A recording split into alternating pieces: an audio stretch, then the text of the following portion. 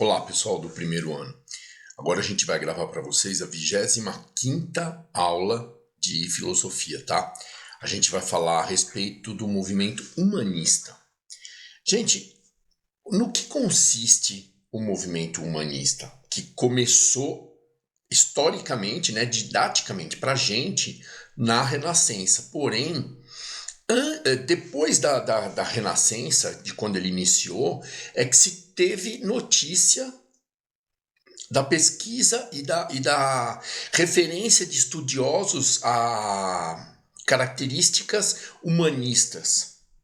Ou seja, ele começou lá no século XV, né? No século XIII, para ser bem sincero. E no século XIX, muitos estudiosos, muitos filósofos contemporâneos se referiam a certos estudos como humanistas. Vamos definir o humanismo, né? No início dele. Assim, o conceito global do humanismo.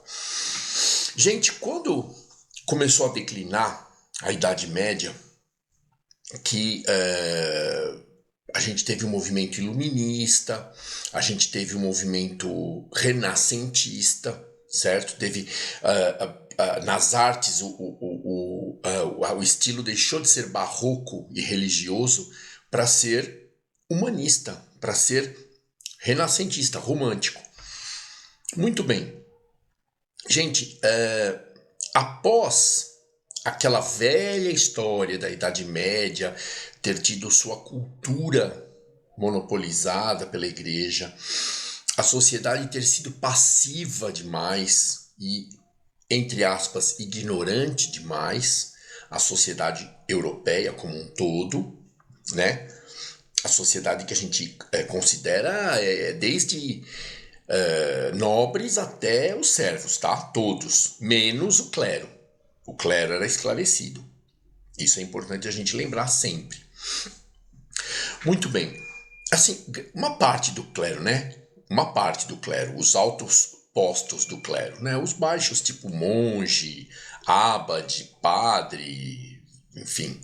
Aí também não tinham acesso ao estudo. Mas enfim. Gente, o movimento humanista é um movimento que inicia na Renascença e que vê como centro das ideias o ser humano e não mais Deus, né? É o declínio do teocentrismo, onde Deus era colocado acima de tudo, convenientemente pela nobreza e apoiado pelo clero, para que a população tivesse no que acreditar, percebe? E tivesse o que temer, né? Muito bem.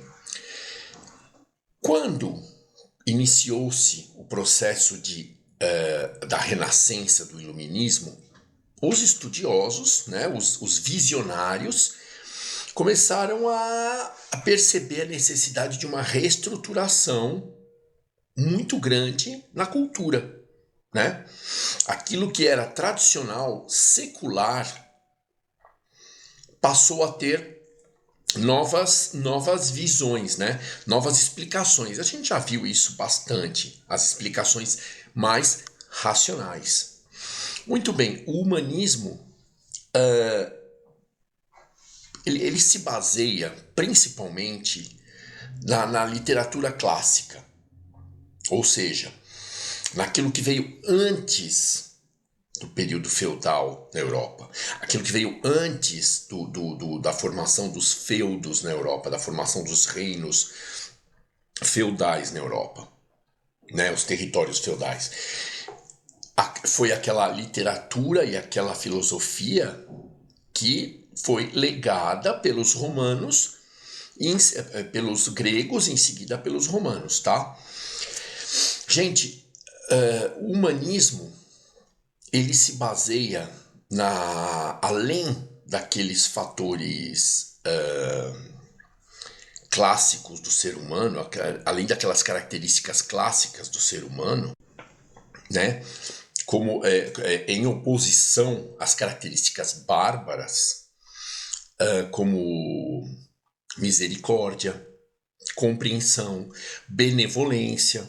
Hoje em dia nós temos características como a empatia, né? Que não se via naquela época, mas hoje em dia se vê como muito importante, se colocar no lugar do próximo, numa discussão, numa diferença de opiniões, tá?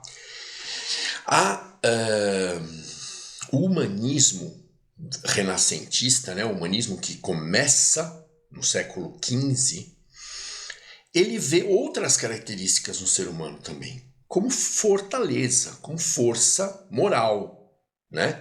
Como respeito às normas morais, né? A força moral do ser humano.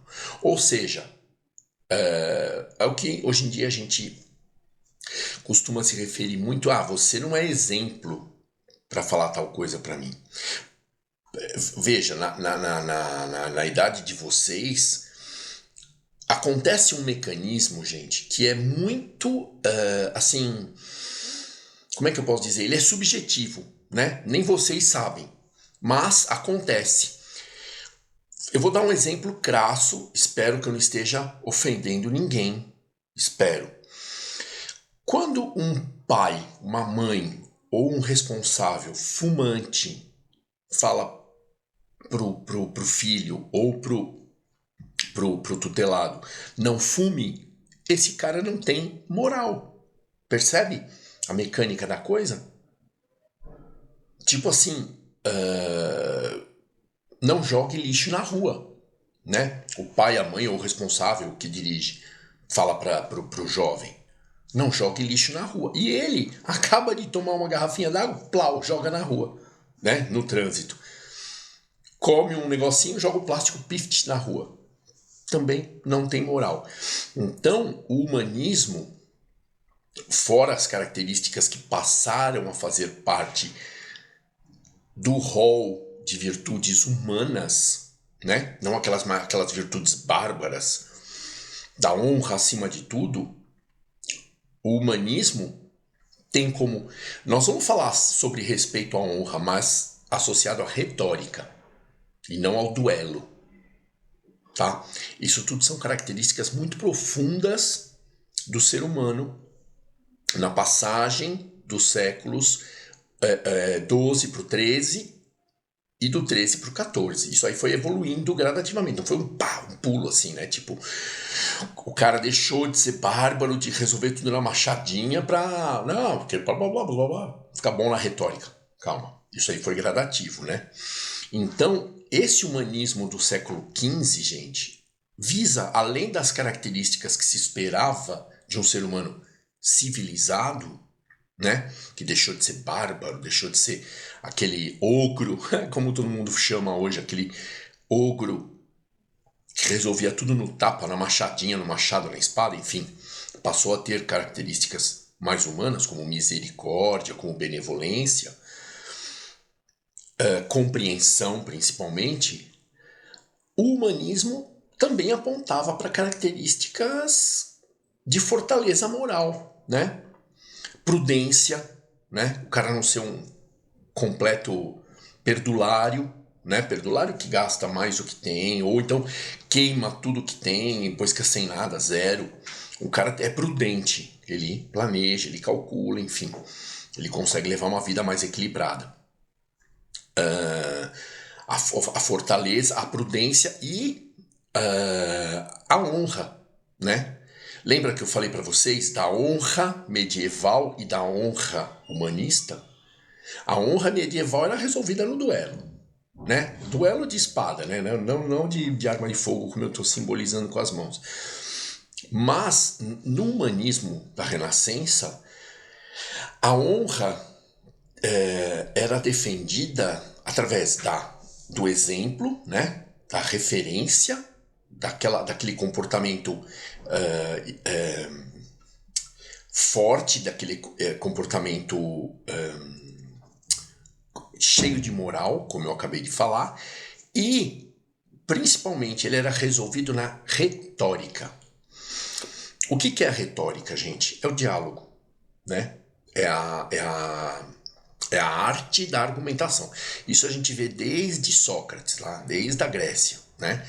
Vamos retroceder 15 séculos, 1500 anos mais ou menos. Gente, a retórica passou a ser vista como uma característica muito importante do ser humano. Uma característica muito importante do ser humano que passasse a se enquadrar nas características humanistas. Olha só, o que eu falei parece loucura, é porque se considerava meio animalizado o ser humano, né? Se considerava ele meio bárbaro. Então, os humanistas, os caras mais civilizados, tinham que ter características mais refinadas, como, por exemplo, a defesa da honra, mas no diálogo, civilizadamente. Certo? Aí a gente tem também que esse ser humano humano, esse indivíduo classificado como humano, ele teria que, além da filosofia, ele tinha que ser ativo, né? Ele tinha que... Hoje em dia, no meio religioso, gente, se fala muito que a fé sem obras é vazia. Certo? Vamos ver se vocês conseguem entender. Então, no movimento humanista, começou-se a dar valor para a ação, para a atitude. Ou seja, aquele indivíduo que tinha ótimas ideias, que era um pensador, que era um visionário, ele tinha que agir de acordo com as ideias dele. Ele tinha que provar, através de ações, que ele tinha boas intenções, que ele era um cara honrado, que ele obedecia à moral. E o inverso também é verdadeiro. A ação sem pensamento, sem visão, sem planejamento, também era vista como bárbara. Então, esse equilíbrio entre ação e visão, ação e pensamento, passou a ser muito importante. Passou a ser o principal alvo do movimento humanista.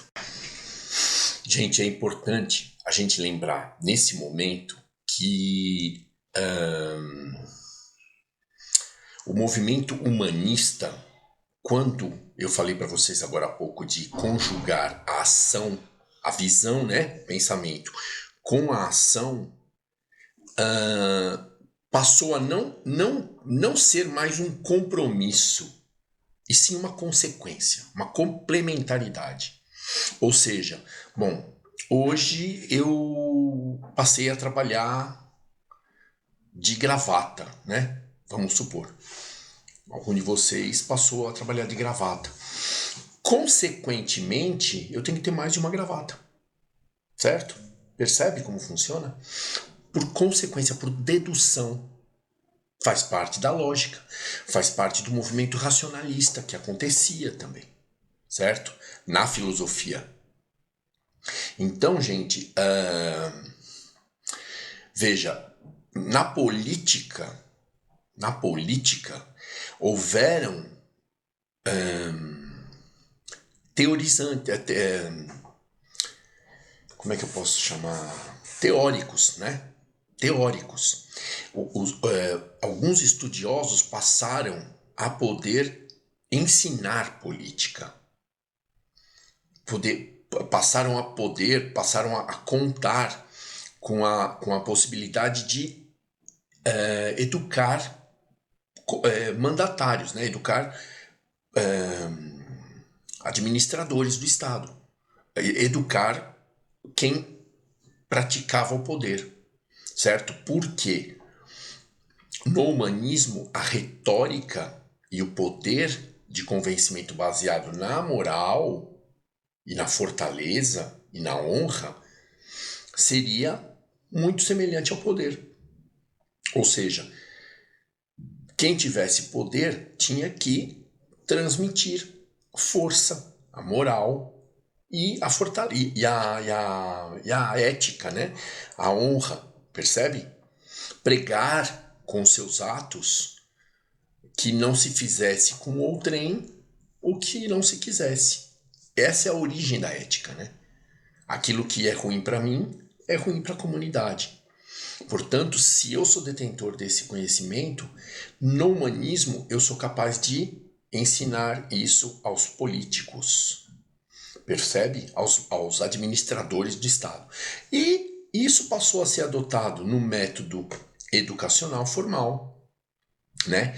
Que passou a valorizar o conhecimento da gramática, da literatura, da poesia e principalmente, gente, a literatura clássica, a literatura pagã, a literatura que vem da Grécia e de Roma, de antes do período cristão.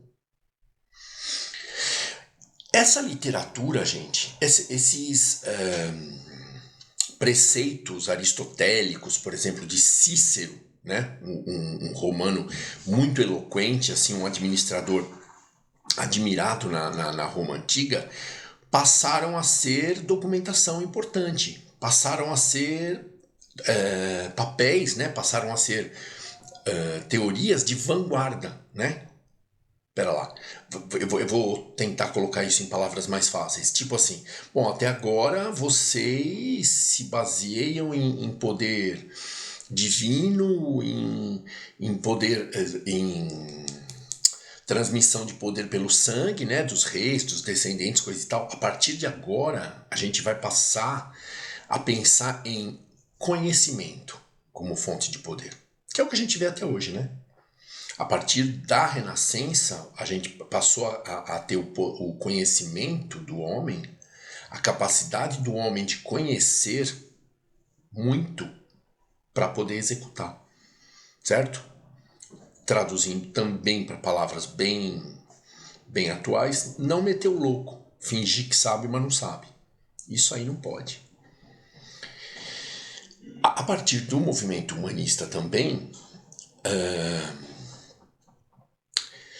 todo aquele preceito religioso secular, né, de séculos de cristianismo, passou a admitir a existência da espiritualidade do ser humano, coisa que já tinha sido mencionada lá na Grécia.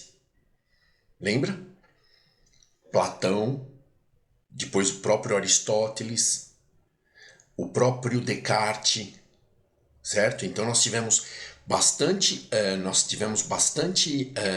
filósofos que admitiram a ideia da existência da alma, admitiram a ideia da existência do espírito muito antes do período cristão. E foi uma época que foi considerada pagã pela igreja, foi considerada negativa, foi considerada assim mundana, própria de pessoas que não acreditavam num ser divino. Percebe, gente, a diferença entre o teocentrismo cristão e o humanismo? Não deixava de acreditar, o humanismo não deixava em hipótese nenhuma de acreditar na história cristã. Porém, o espiritualismo do indivíduo passou a ser considerado. A retórica, a capacidade de convencer, baseada na honra, na fortaleza, na moral, na ética, passou a ser considerada a força maior de poder. A retórica passou a ser valorizada praticamente como um poder. Mas, aquelas características que eu falei para vocês agora há pouco, a honra, a força, a prudência, a força que eu digo não força física, tá? Força moral, força de conhecimento, né? Passaram a ser tão valorizadas quanto as atitudes mais brandas do homem, quanto as atitudes de misericórdia, as atitudes de compreensão, percebe? Então tudo isso, gente, formou a visão humanista. Como se trata, agora, né, partindo de pato para ganso, como se trata de um assunto importante, a corrente humanista na filosofia, nós vamos dividir todo o conteúdo em 2 partes ou 3, conforme haja necessidade, para os vídeos não ficarem muito longos, para vocês não ficarem muito, né, saco bem cheio de me escutar falando. Assistir um vídeo meu, tá bom? Gente, não esqueçam, o que eu falei é importante. Até aqui, eu agradeço pela atenção e na próxima videoaula de filosofia a gente vai continuar com o humanismo, tá? Então essa aqui é a primeira parte do módulo 25, da 25ª aula, tá ok? Muito obrigado, bons estudos a todos.